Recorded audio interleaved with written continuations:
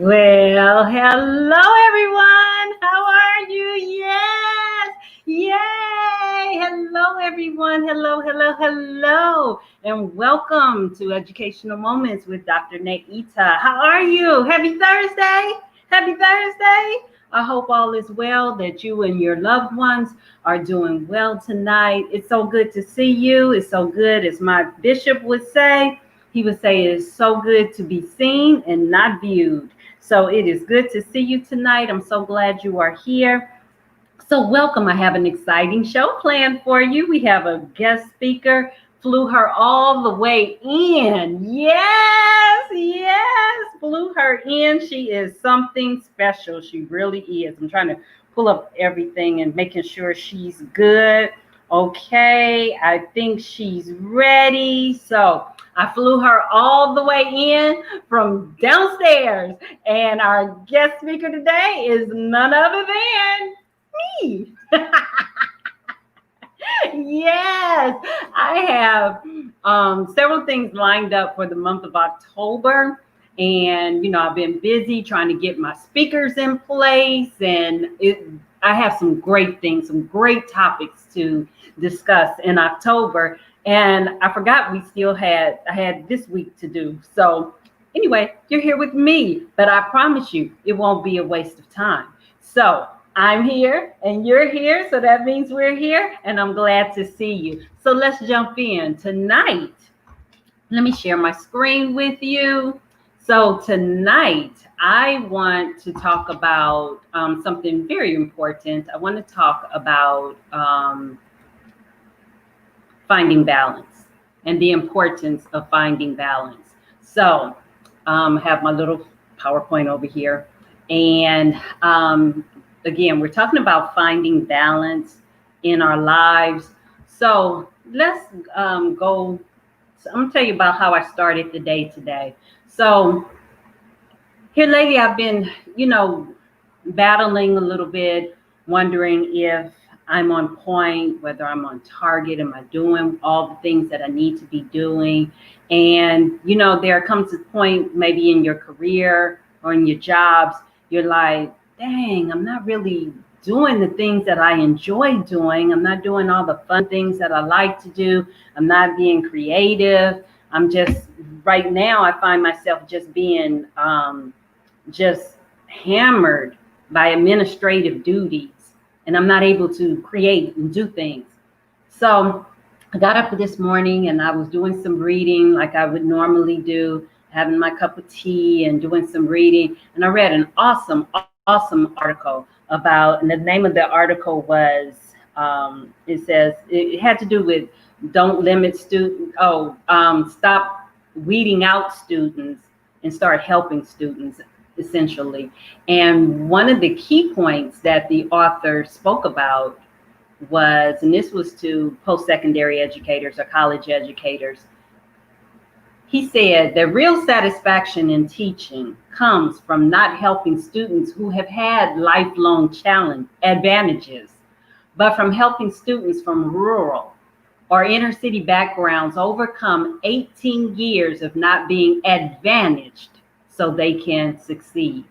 And that really, touched my heart. And I was like, yes, that is where I find my passion, in helping the young people who've had to come over some obstacles, who had to go through some things to achieve their success. Because I know that, people will look at me and they assume, oh, well, you've had this kind of life, and oh, you've been on a crystal stair all your life.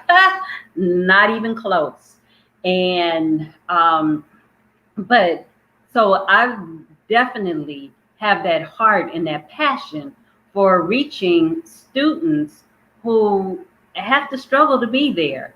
So it was really amazing. So I'm gonna share with you some of the things that happened today. So when I saw that quote, I shot a real quick email to some of my, to all of my faculty members. I think I have maybe about 22, 23 faculty members right now. And I sent them an email, thanking them for all they do. And then I shared that quote with them. And from there, my day just seemed to have gotten better. because after I shared it with them, I was like, well, you know what? I have a phenomenal staff. I'm going to send this information to my staff members as well. So that's what I did. I sent it to my staff. So, great dialogue went forth.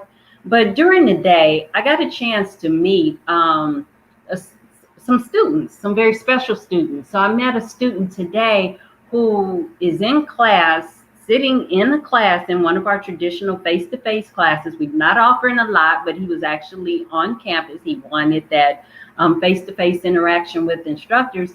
But this student is working 3 jobs. And I'm like, my gosh, what is going on that you are working 3 jobs and trying to go to school?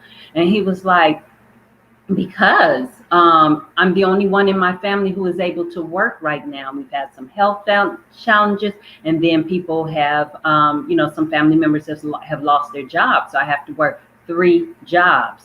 And I'm like, oh my God. And then it goes back to, but this is the real satisfaction in teaching, when you're able to reach and make accommodations and support students who are going through real life challenges and obstacles to achieve their goals.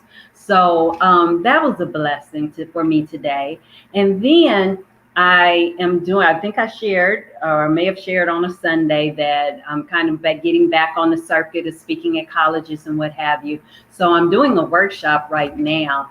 And my workshop series is called The Comeback, Bouncing Back After Setback.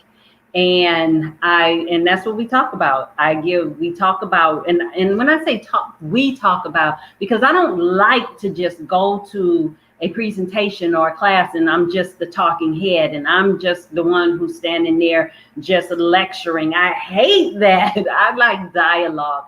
So I open the floor so that students can share, and I try to be as transparent as possible so that students are comfortable enough to share their stories.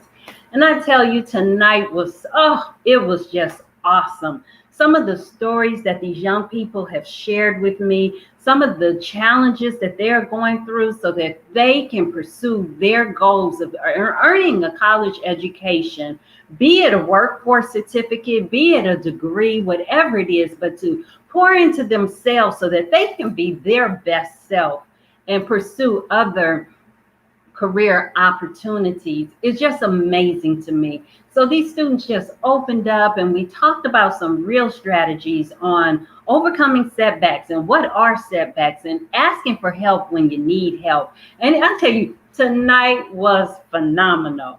And now I'm with you. So, oh my gosh, things just couldn't get any better. So I just want to share a few strategies today. Tonight I want to talk about finding your balance. Because in our quest, in our career quest, in our journey in this life, people are pursuing all kinds of things. They're pursuing the money. They're pursuing the power. They want to be the boss. They want to do all these things. And I'm like, man, at the end of the day, you better be doing what you love to do. Do what you love to do, because few things in life are worse than having a great paycheck but hating to go to work every day, hating the work you do, hating the people you're around. There are few things in life that are worse than that. And if you know what I'm talking about and you're online, say, I know that's right, or say, amen, say something. Let me know that you agree, you understand that you can be making the salary, but if you hate getting up in the morning to go to that job, then it's miserable. If you hate the people you have to work with, then it's miserable. So I encourage students to follow their passion and learn to monetize the things they love to do, and do that for a living. Do that to take care of yourself and your family. But I do understand, I get it, that sometimes we can't do what we love. Sometimes we have to do what we have to do until we can do what we love. Woo, that was a mouthful. So let me say that again. Sometimes we have to do what we have to do until we can do what we love to do. Does that make sense? And if you're in that stage, which many of us are, or at some level in our life, at some level, very few people actually are totally doing, I absolutely do exactly what I love to do. Some people are there, but probably more than not, they're in a state of, I'm doing what I have to do for now until I can do what I want to do. And you know what? That's okay. We all have to go down that road. So, because like right now, you may be a college student. You may hate going to classes. And I get it. I understand. But you're doing what you have to do so you can get to your next level. Some of you want to up and leave that job, tell that boss this and that. But you have some mouths to feed. You have some shoes to buy, and you have some food to put on that table. I get it. So we do what we have to do until we can do what we love. So how do you maintain your sanity during that time? You got to find that balance. I'm going to let that sink in for a moment. You got to find the balance. It is so important that we take the time to find that balance in our lives so that we can maintain our mental, our physical, our emotional, our spiritual health and well-being. We have to find that balance. And when thinking about trying to give you just a few strategies on finding that balance, I thought about my book. And this is a book I actually wrote for teens, but teens and young adults. But this book, it has some real jewels in it. And it's called A Way Out, 10 Characteristics of Highly Successful Teens. It's available on Amazon, or you can buy it directly through me. I can mail it to you. But we're going to go over just a couple of these. So the first one is the Bible. Well, let me just tell you a little bit about the book. The book was written out of my experience, my 16 years experience of working with highly successful teens and young adults. And what I found is that there are 10 common characteristics amongst young people who are able to balance it all. So what do I mean by balancing it all? I'm talking about those young people who can work a part-time job, who can go to school. These are also young people who are also balancing the rigor of taking college credit courses while still in high school, while working part-time jobs, while participating in extracurricular activities.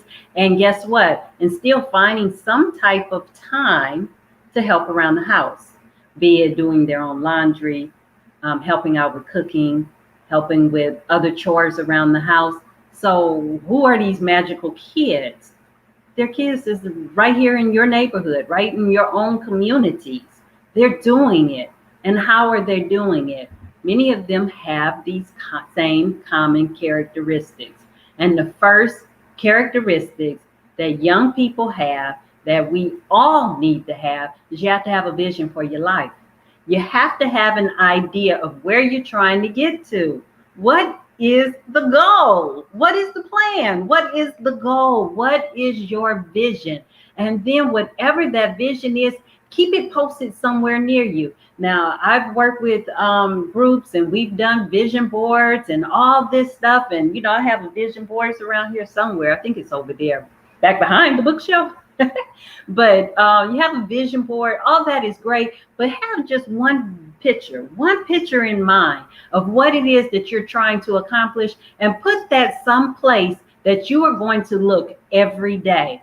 And really, there are two places that you're going to look every day. One is the mirror, and the second one is the refrigerator. So post that picture some on either of those locations, be it a picture of an office building, a house, a degree, your ideal body image, whatever it is. Post that picture. Have that vision of what it is you're trying to accomplish. The second, another thing that highly successful young people have, they have to be willing to do the work. See, a lot of us want the success, we want the increase, but we're not willing to do the work. And then and the second part of this book that I am writing, because I am working on the spinoff from this book, is I want to talk about the responsibility in success. Okay, because everybody wants success, But then there's a responsibility that we have once we have accomplished that goal. So once you've accomplished that goal of that getting that job, once you've accomplished that goal of earning that degree, once you've accomplished that goal of earning your GED, whatever it is that you wanted to accomplish, then there's a responsibility that comes with goal attainment. So even though you've worked hard to get this, you still have more work to do. So you have to be willing to do the work. And then the last one, and this is so vitally important in finding that balance in your life, and that is developing a support system. And your support system, some people say, oh, but I don't have any family and I don't have those kind of friends and stuff. If you want to have friends, you have to show yourself friendly. And that's just the truth. You have to be the kind of person that you want to be around. So it's important that we take that time to develop a support system, have people in your corner, solicit the help from other people. Ask them for how did they get to this goal? How did they achieve this this wealth or whatever it is or how did they develop that body? How you get your six-pack so tight? Ask people, talk to people, develop that support system. I was speaking with my soon-to-be official coach on yesterday, and you'll get a chance to meet her in a couple of weeks. She is phenomenal, Dr. Linda. I'm telling you, she is a beast, and you'll get to meet her in a few more weeks. But we were speaking yesterday, and we were talking about the difference between having a mentor and having a coach.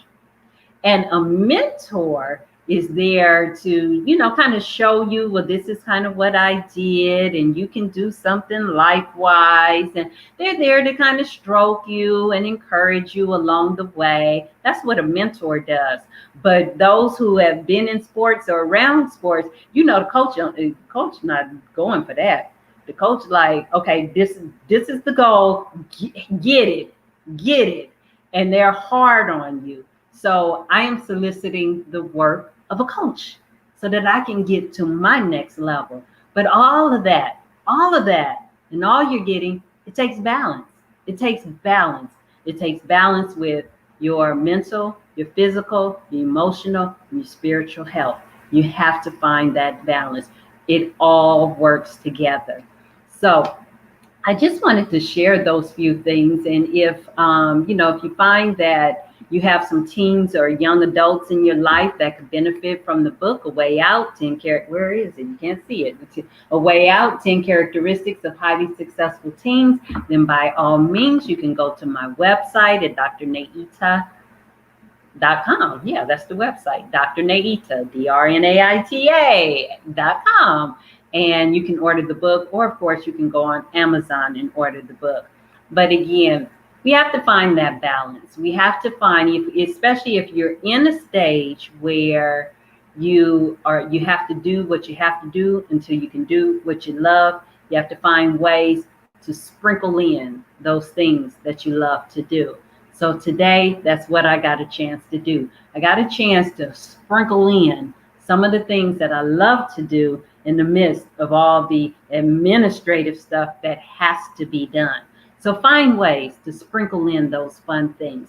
There was a period when I was in a position and we were having budget cuts, and everybody's just thankful to have a job, but there was no movement whatsoever. And I was so ready to get out of that position.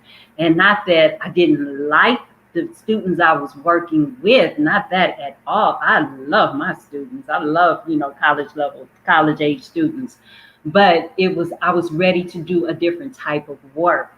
So what did I do? Since I couldn't move up, I couldn't even transfer, I couldn't go up, couldn't go lateral. I couldn't do anything because we were in a freeze. We were in a hiring freeze.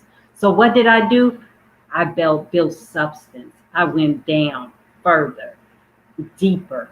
And what I started doing is just creating things and I made the position what I wanted it to be. So I wrote grants for students, and we did special projects, and we did all kind of things, earned all kind of awards, okay? Because I refuse, and you have to do that. You refuse to let yourself die on the vine while you are doing what you have to do. I speak with women all the time, especially women who are just, they feel like they're just stuck right now, and they have little ones in the house, so they can't just up and move to another city, and they can't, because they can't remove, they can't break up the family unit, and but they just feel like they're just stuck in that job. If you die in that position, if you did that, because you can always find ways to enhance what you're doing, to go deeper. Does it mean you'll work longer hours? Yeah, but you'll be doing the things that you enjoy doing. You'll be doing the things that is fun to you. So I wanted to I hope that was a help to somebody. I hope I gave someone some tips or some ideas of what to do while you're in the midst of doing what I have to do until I can do what I love to do. So if you find yourself in that situation, then I'm going to recommend that you just continue to seek opportunities to sprinkle in the fun things that you like to do into that current position while maintaining your emotional, your physical, your mental, and your spiritual health. It all fits together. All right, that's all that I have for this evening. Look, next week I will probably be on vacation, but I might give you all a little snapshot of where I am or what I'm doing, but I'm not going to tell all the details. But the following week, I'm telling you, I have so many great things lined up. We're talking about mental health for young people. Now, my show is Educational Moments with Dr. Naita. So I'm talking about young people. That is my passion. That is my calling. And so I'm talking to young people. I'm talking to their parents. I'm talking to educators. If you know anybody in that category, or you find that that's you, then this is the show for you. In addition to that, let's see, we're doing mental health. I'm telling you, Dr. Linda's coming. That's all I'm going to say. Dr. Linda is coming. So get ready. She will be here later in the month of October. So with that, everybody, I bid you well. You have a wonderful, wonderful weekend, and I will see you all soon. Take care.